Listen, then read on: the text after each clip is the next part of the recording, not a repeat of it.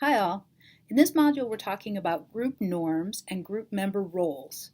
We were introduced to both of these ideas earlier in the course when we learned about the characteristics of groups because both norms and roles are things that provide a sense of structure to the group interaction. In other words, the way that we communicate in a group is influenced by the norms that the group develops and the roles that group members play. And these things both also emerge through our communication. So in this brief video, I'm going to talk about both of these ideas, norms and roles, and get you set up to do the readings and the assignments that are in this course module. So let's start by talking about norms. Group norms are implicit understandings of how the group works. So they're specific to each particular group. Every group has a set of norms. These understandings are shared by group members and they're evident in the way that members interact with each other. Norms develop from our communication, right? They're like these patterns that we just are used to in our group and we kind of know what's typical, what's normal. And we sort of recreate them through our interaction and we enforce them on others. So if somebody's doing something outside of the norm that's not appropriate for our group as we understand it, we tend to it stands out to us and we notice oh, that's not what we're supposed to do.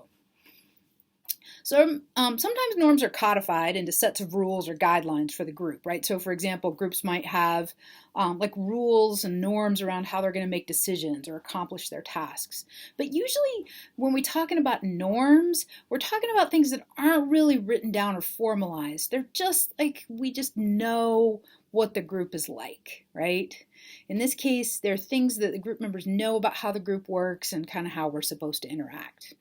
So some norms are really helpful, right? If they're consistent with the group values and help a group reach its goals. For instance, a group that values inclusion and equity might have a norm of making sure everyone has a chance to weigh in on a discussion and that no one's ignored and dismissed, right? So a norm might be to be very sensitive about has everybody's voice been heard? Right? Groups can have norms like starting meetings on time, using agendas, being supportive with each other, being open about disagreements, or kind of maintaining certain levels or standards of professionalism. Some groups have norms where meetings are only used for discussion, not announcements and things that are information that could be shared via email.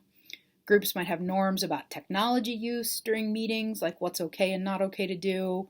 Like maybe it's okay to use your laptop and check your email, but not okay to answer the phone and talk in the middle of a meeting, right? That would be a norm that would be behavior that would be outside of the norm for most groups.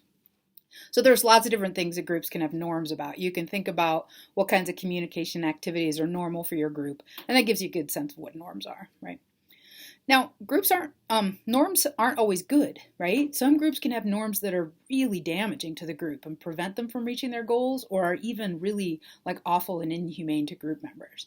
So some smaller things, groups might have a norm of always starting meetings a few minutes late or waiting too long to make sure everybody gets there to the point where you don't get things done on your agenda. They might have a norm of being very passive or non-communicative or only listening to certain group members and disregarding other people's or silencing conflict, right? These aren't things that any group explicitly says they want to do, but they might develop as normal things that happen in a particular group. I've been part of groups before where there was a norm to sort of avoid conflict, which often led us to not really make decisions in the meetings, and then there'd be a lot of complaining and gossiping in subgroups after the meetings, which is really not helpful, but it was something that we did over and over again, right? So groups can change their norms, which is good, right? But it often takes very clear concerted effort and some explicit communication about hey, this is our norm, and here's why it's not helpful, and this is what we need to do differently. So those conversations are hard to do, but the things you're learning in this class can help you both recognize norms in your own groups and develop skills to start these conversations about them. Okay, so that's norms, right? We don't have readings about norms necessarily this week, but they're kind of implicit in the other stuff that we're reading because the readings this week really have to do with focusing on group member roles, right? So that's the other big idea here is roles. Unlike norms, which apply to the group as a whole, roles are individualized. So people hold different roles in groups, and we can see these roles and how people communicate. Like some roles are formalized, like there might be somebody who's the leader of the group, or the committee chair, or the note taker, or maybe like a representative of some sort of subgroup, or a liaison between groups, right? Like these are named, labeled, formalized roles that are widely recognized and are very clear to the group. But there are also lots of informal roles that people play in groups. Some informal roles are task-oriented, like you might have someone in your group who always provides good information or is willing to step up and be a team player and get work done.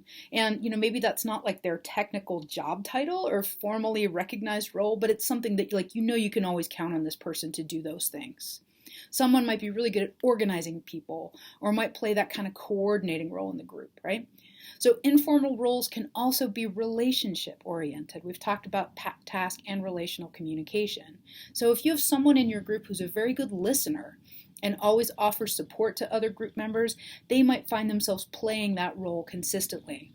Someone might have the role of being a conflict manager, even if that's not formalized. They find themselves helping other people in the group work through conflicts. Other roles might be like consistently doing things like kind of summarizing, clarifying, helping a group move forward in its process, right? So there are lots of different kinds of roles that people can play. Some roles can be negative too, like people can have negative roles that damage the group's ability to meet its goals. So someone might be a bully, right?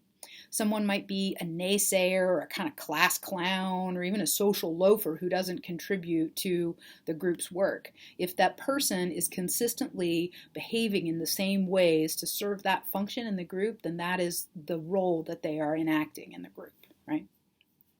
Now, sometimes we take on roles on purpose. We decide that we want to do certain sets of things because they seem to fit us in some way, and we think they're helpful to the group. Like I tend to be pretty good at listening and sort of helping people with relationships, so I end up playing some of these more informal relational roles sometimes, right?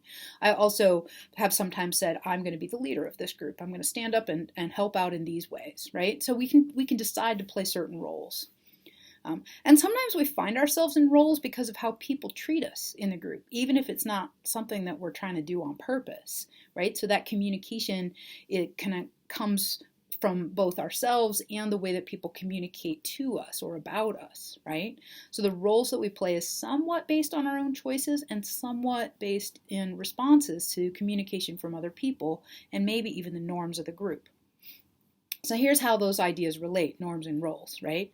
Let's think about, for example, if our group thinks that certain types of people are naturally good at being leaders, like maybe we think, older men or certain kinds of people, very assertive people, right? Whatever, that those are the people who are leaders, that we might just assume that someone who fits that type is a leader, and we might look to them for leadership and guidance. We might ask them questions and expect them to tell us what to do. Or if we think certain sorts of people are better at taking notes, for example, we might just assume that that kind of person would be the note taker, like maybe someone who's younger, or maybe the female in the group. Like, can you take the notes? And so then we kind of put someone in that role, right?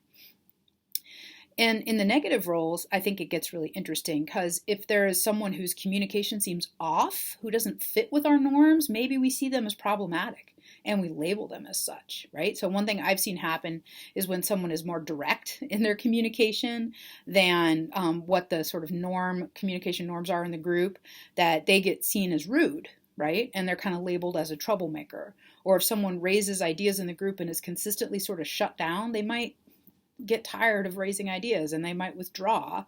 And then later people say like, oh, she never contributes anything. Like she's such a social loafer, right? So these examples are like not so great, but they show how norms and roles can be related.